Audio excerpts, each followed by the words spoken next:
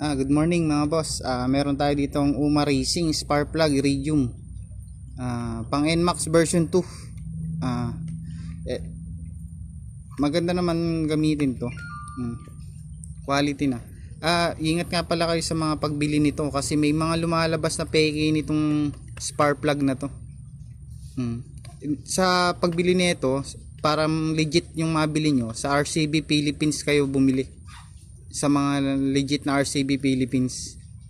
Ako kasi dito lang, taga Bulacan ako, dito ako sa Bukawi, sa Bukawi na ako bumili sa Ace Precision.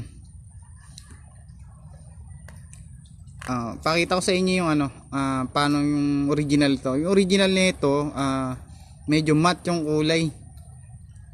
Napapansin nyo yung sa original matte kulay. Tapos yung mga peke nito, alam ko mga glossy mga kulay ng mga box eh. Tapos yung nasa loob niya mismong spark plug, ang spark plug niya ay eto, medyo ma-pink. Yung kulay nung nakalagay sa kanya na Uma Racing. Yan, medyo ma-pink. Yan yung legit. Yung sa letter tsaka yung numero, pink yung kulay. Alam ko sa local nito, yung mga copy, mga light color, bang ganyan, violet, ganun. Ingat na lang kayo sa pagbili ng mga ganito. Kasi, eto, sa RCB Philippines ko nabili. Kaya, sigurado naman ako. Salamat.